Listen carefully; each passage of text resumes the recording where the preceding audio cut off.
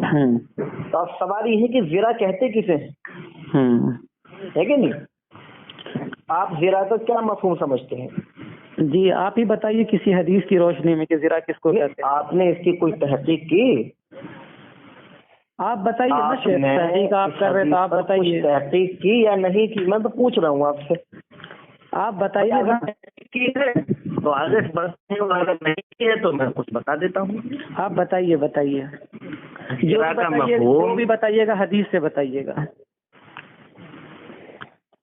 ہاں سنیے، زرا کا جو مفہوم ہے وہ یہ ہے کہ بیچ کی انگلی سے لے کر کے کوہنی تک کے حصے کو عربی میں زرا کہتے۔ ٹھیک ہے، اب سوال یہ ہے کہ زرا کا یہ معنی کس حدیث میں ہے؟ جی ہے کہ نہیں؟ جی یہی سوال ہے نا آپ کا؟ جی دیکھیے، آپ اچھی طرح جانتے ہیں ہمارا دین قرآن کی شکل میں ہو یا حدیث رسول کی شکل میں ہو، ٹھیک ہے، جی وہ عربی زبان میں ہے۔ اور صحابہ اکرام کا معاملہ یہ تھا، جب انہیں قرآن و حدیث کے سنت کے کسی لفظ کا معنی سمجھنے میں کوئی تشویش ہوتی تو صحابہ اکرام اللہ کے رسول سے پوچھ لیا کرتے تھے۔ اس کی بہت ساری مثالیں حدیثوں میں ملتی ہیں کہ انہوں نے پوچھا تھا، ہے کہ نہیں؟ اور جس کا معنی وہ مفہوم سمجھنے میں انہیں کوئی دقت ہی نہیں پیش آتی تھی، وہ پوچھتے ہی نہیں تھے۔ ٹھیک جی، صحیح ہے نا؟ تو انہیں جو ہے صحابہ کرام کو یہاں زرا کا مفہوم سمجھنے میں کوئی دقت پیش نہیں آئی، جس کی وجہ سے انہوں نے اللہ کے رسول سے پوچھا بھی نہیں کہ اللہ کے رسول زرا کہتے کسے۔ اچھا ہاں، اب آپ جب کیا نام ہے اہل لغت، جب صحابہ کرام کو یہ بات معلوم ہو گئی ہوگی شیخ، تو کسی نے کسی صحابی سے یا اللہ کے رسول علیہ الصلوۃ والسلام سے ایسی کوئی حدیث نہیں ہے جس میں واضح لکھا ہو یہ کہ اللہ کے رسول علیہ الصلوۃ والسلام اس جگہ ہاتھ باندھتے تھے؟ علماء لغت عرب نے اور اہل لغت عرب نے یہ صراحت کی ہے کہ زرا جو ہے وہ بیچ کی انگلی سے لے کر کے کوہنی کے حصے تک کے اس حصے کو جو ہے زرا بولتے ہیں عربی زبان۔ تو علماء اہل حدیث نے سینے پر ہاتھ باندھنا اس حدیث سے اس طرح ثابت کیا ہے کہ اگر کوئی آدمی اپنا دایاں ہاتھ اس کنڈیشن پر باندھے تو وہ ناف کے نیچے کبھی نہیں آ سکتا، وہ ناف کے اوپر ہی آئے گا۔ اگر آپ کو یقین نہ ہو تو آپ تجربہ کر کے دیکھ لیں، اپنا دایاں ہاتھ بائیں ہاتھ کی زرا پر رکھیں۔ ہم حدیث رسول کے آگے اپنی عقل کو پیچھے ڈال دیتے ہیں، ناف کے نیچے جائے گا یا نہیں جائے گا یا ناف کے اوپر آئے گا۔ ہمیں کوئی ایسی حدیث بتا دے شیخ جس میں یہ لکھا ہو کہ اللہ کے رسول صلی اللہ علیہ وسلم نے ہاتھ یہاں باندھا۔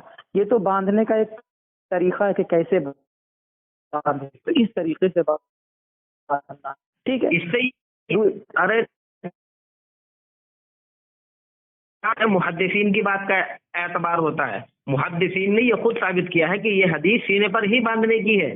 کہاں سمجھ گئے؟ چونکہ جب آدمی اپنا دایاں ہاتھ بائیں ہاتھ کی زرا پر رکھے گا تو وہ ناف کے نیچے نہیں آ سکتا۔ اگر آپ یہ کہتے ہیں کہ سینے پر باندھنے کی یہ نہیں ہے حدیث، تو میں یہ کہتا ہوں کیا آپ اس سے پھر کون سا معنی اخذ کریں گے بتائیے؟ شیخ میں تو بولتا ہوں کہ اتنا لمبی چوڑی یہ کر کے لغت سے، میں کہتا ہوں امام ترمذی رحمۃ اللہ علیہ کو اٹھاؤ، امام ترمذی کو اٹھاؤ، کھولو، انہوں نے لکھا ہے۔ مجھ سے بحث کرنے کے لیے فون کیا ہے کہ آپ نے حدیث معلوم کرنے کے لیے فون کیا ہے؟ آپ محدثین سے یہ استدلال بتا رہے ہیں، میں کہتا ہوں امام ترمذی رحمۃ اللہ علیہ لکھتے ہیں ورأى بعضهم ان يضعهما فوق السرة ورأى بعضهم ان يضعهما تحت السرة، فوق السرة تحت السرة، تو امام ترمذی رحمۃ اللہ علیہ نے لکھا ہے، اہل علم کا عمل نقل کیا، صحابہ کرام کا، تابعین کا عمل بتایا، سینے پر ہاتھ باندھنے کا عمل امام ترمذی رحمۃ اللہ علیہ کو نہیں ملا۔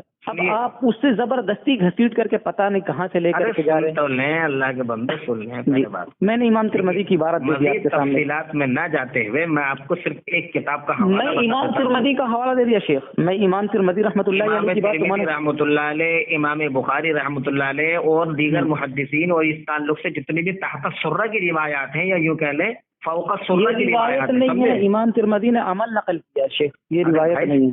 میری بات تو سن لیں، میں کیا کہنا چاہ رہا ہوں آپ کو۔ جی کہیے۔ میں کہنا یہ چاہ رہا ہوں اس تعلق سے ایک کتاب ہے، آپ اس کو پڑھ لیں، وہاں پر تحت السرہ اور فوق السرہ، چاہے وہ ترمذی شریف کی روایت ہو یا کسی دوسری حدیث کی کتاب کی روایت ہو، ٹھیک ہے، اس پر مکمل تفصیلی بحث آپ کو ایک کتاب میں مل جائے گی۔ کتابیں تو بہت ساری ہیں اس میں علماء کی لکھی ہوئی، میں آپ کو ایک کتاب کا نام بتا دیتا ہوں مصنف کا بھی، نماز میں سینے پر ہاتھ باندھیں، مولانا کفایت اللہ سنابلی کی یہ کتاب ہے۔ آپ اس کتاب کا مطالعہ کریں تو انشاءاللہ آپ کے شبہات اور جو بھی آپ کو اعتراضات حدیث رسول سے متعلق پیش آ رہے ہیں انشاءاللہ وہ آپ کو وہاں جواب مل جائے گی۔ اچھا شیخ، میں ایک بات ٹھیک ہے، میں نے آپ کو کتاب کی طرف رہنمائی کر دی ہے. میں ایک بات بتاؤں شیخ آپ کو. جی جسے شیخ کفایت اللہ سنابلی حفیظہ اللہ ہیں، ماشاء اللہ ہندوستان کے بڑے عالم دین ہیں، اہل حدیثوں میں ایک ان کا الگ مقام ہے. لیکن ہمارے جو اہل حدیث علماء حضرات ہیں اور جو پڑوس کے ہیں، وہ کہتے ہیں کفایت اللہ سنابلی ہندی ناصبی مشکوک الاسلام. یہ کہا ہے کہ ان کا اسلام میں شک ہے.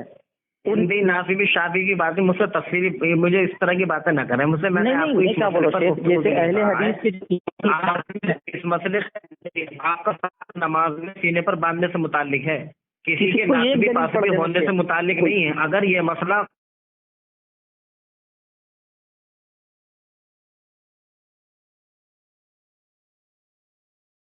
ہوں ایک میرے سامنے آپ نہ رکھیں. کیوں شیخ کیوں؟ جو روایت آپ میرے سامنے رکھیں گے وہ روایت اس میں ہے، آپ اس کا جواب بھی پڑھیں، اس کی پوری تفصیلی بحث بھی پڑھیں، راویوں کی بحث بھی آپ کو مل جائے گی، جرح و تعدیل بھی مل جائے گی. بھائی یہاں بریلوی بھائی وہ سننے کے لیے آئے ہیں، وہ سمجھنے کے لیے آئے ہیں. اگر دیکھیے سنیے، بریلوی ہوں دیوبندی ہوں کوئی بھی ہوں، جی سمجھے، جی بریلوی ہوں دیوبندی ہوں یا مولانا صاحب ہلال ریاض سنابلی حفیظہ اللہ، میں آپ سے یہ ادباً التماس کر رہا ہوں کہ وہ عامی شخص ہیں، وہ اتنی بحث کو نہیں پڑھ سکیں گے اور محدثین کی باتوں کو وہ نہیں سمجھ پائیں گے اتنے جوابات کو. اگر وہ محدثین کی اتنی باتوں کو نہیں سمجھ پائیں گے تو بتائیے وہ اس حدیث رسول کو کیسے سمجھ لیں گے جس میں یہ لکھا ہو؟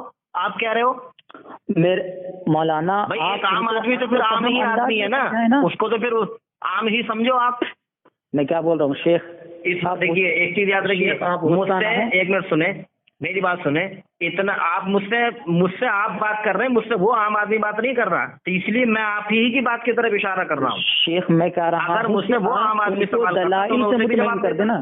شیخ آپ ان کو دلائل سے مطمئن کر دیں. جیسے میں آپ کے سامنے ایک روایت رکھا اور اس میں حدیث اور اس کا ترجمہ بتا دیا. کیوں رکھ رہے ہیں؟ کیا وہ عام آدمی اس روایت کو جانتا ہے؟ کیا اس عام آدمی نے اس روایت کے معنوں کو سمجھا ہے؟ آپ ان کے نام رکھ رہے ہیں، بتائیے. آپ ہیں نا شیخ کہ اگر کوئی بندہ ترجمہ غلط کرے گا تو آپ ترجمے کو غلط بتا دیں کہ ہاں یہ غلط ترجمہ ہے. دیکھیے میں کیا کہہ رہا ہوں آپ سے، میں یہ کہہ رہا ہوں کسی بھی حدیث کے بارے میں، چاہے وہ تحت السرہ کے تعلق سے ہو یا فوق السرہ کے تعلق سے، بھائی میں نے آپ کو کسی کتاب کی طرف رہنمائی کر دی. میں نے آپ کے علم میں کوئی ایک حدیث ایسی ہے جس میں اللہ کا رسول صلی اللہ علیہ وسلم نے سینے پر ہاتھ باندھا جس کی سند بھی صحیح ہو متن بھی صحیح ہو؟ حضرت وائل بن حجر کی بھی اس سلسلے میں روایت ہے.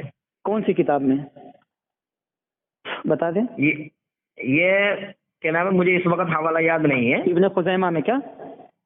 ہاں شاید، لیکن یہ ہے کہ مجھے حوالہ یاد نہیں ہے.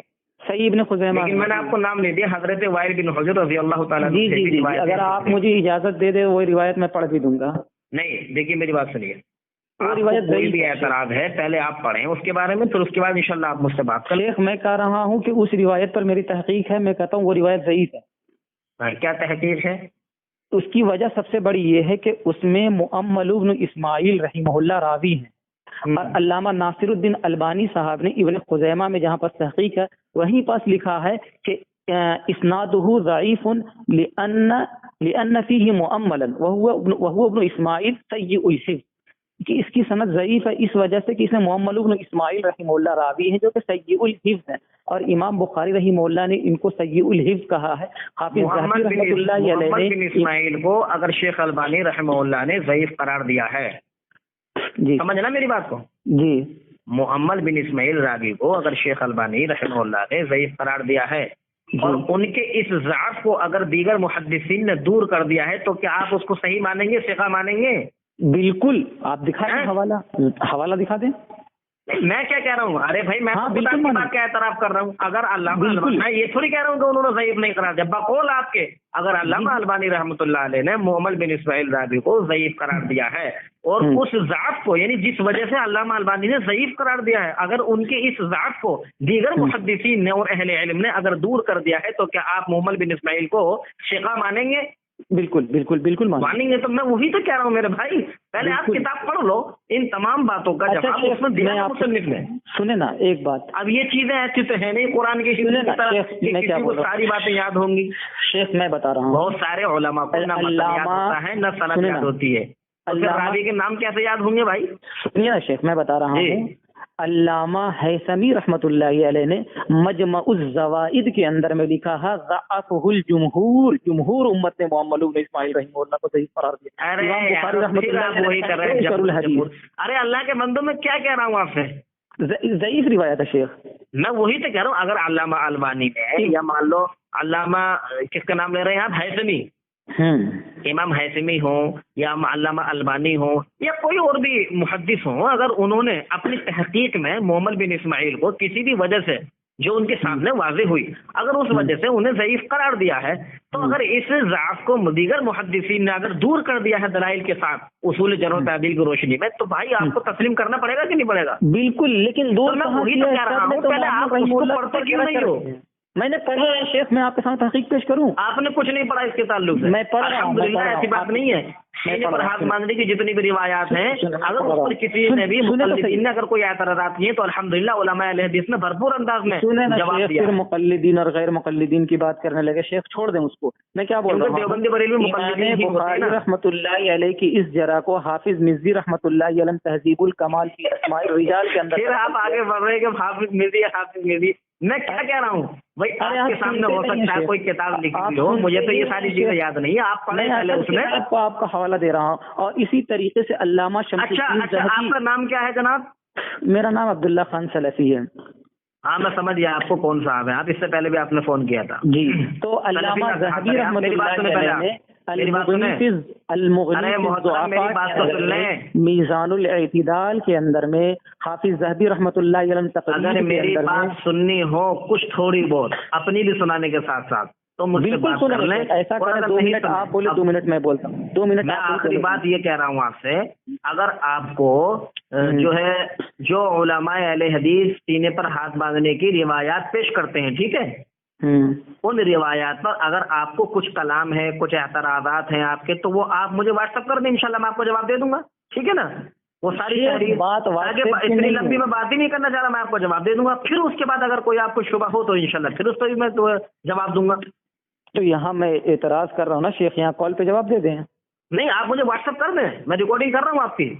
بالکل بالکل شیخ، آپ ریکارڈ کریں، میں تو بتا رہا تھا، جب آپ نے مجھے فون کیا ہے الحمدللہ میں نے آپ کی بات کی ریکارڈنگ کر لی ہے، میں تو آپ سے یہ کہہ رہا ہوں اگر آپ کو علماء اہل حدیث کے پیش کردہ دلائل پر کوئی بھی شک و شبہ ہے یا کوئی اعتراض ہے کسی راوی پر، تو وہ آپ پوری ڈیٹیل میرے پاس بھیج دیں۔ ہاں آپ کو بھیجنے میں دقت کیا ہے؟ یہ چیزیں موبائل پر باتیں نہیں ہوتی ہیں اس طرح، آپ آرام سے بھیجیں سنجیدگی کے ساتھ، اس کے بعد ہم آپ کو دلائل کا جائزہ لیں گے، آپ کی تحقیق بھی دیکھیں گے۔ آپ کی تحقیق نہیں ہے میرے خیال سے، میں وہی تو کہہ رہا ہوں، آپ بھیج دیں، ہماری تحقیق ہے یا نہ ہے، ہم آپ کو جواب دیں گے انشاءاللہ۔ خیر میں پوری جروحات کو پڑھ دیتا ہوں، اس کے بعد میں آپ پھر، ارے میں آپ سے بات نہیں کر رہا فالتو شیخ یہ کھیل نہیں ہے بچوں کا، کیونکہ آپ جو ہے نا آپ کے اندر بھی اتنی ہمت نہیں ہے، کیونکہ ان دلائل کا جواب پڑھنے کے لیے جب ہم آپ کو کتاب کی طرف رہنمائی کر رہے ہیں کہ آپ کے سارے سوالوں کا جواب اس میں دیا گیا ہے۔ شیخ میں آپ کو ایک بات بتاتا ہوں، صاحب کتاب علامہ کفایت اللہ ثنابلی صاحب میرے نام سے 4 بار بھاگے ہیں، ایک بار تو میں نے 2.5 منٹ بات کی تھی ان سے، اور میں نے شیخ کو کہا تھا شیخ آپ اجماع کی مخالفت کیوں کر رہے ہیں، شیعوں اور قادیانیوں اور یہودیوں کی ترجمانی کیوں کر رہے ہیں، جو آپ نے کتاب لکھی ہے 3 طلاق کے تعلق سے، شیخ بھاگ گئے، کریں آپ لوگ خلاف کر رہے ہیں، ہم نے کہا اس کے اوپر اجماع ہے، علامہ ابن المنذر رحمۃ اللہ علیہ نے کتاب الاجماع کے اندر میں لکھا کہ 3 طلاق 3 ہوتی ہے، آپ خلاف جا رہے ہیں اس کے، بھاگ گئے شیخ فون کٹ کر کے، آپ کفایت اللہ ثنابلی کو صرف اور صرف میرا نام لیں وہ بھاگ جائیں گے، صاحب کتاب خود بھاگ جاتے ہیں، آپ کیا ان کی بات کر رہے ہیں، سمجھے شیخ؟ چلا گیا کیا یزدانی بھائی؟ ہیلو، ارے یار بھاگ گیا وہ بھی، بھاگ گیا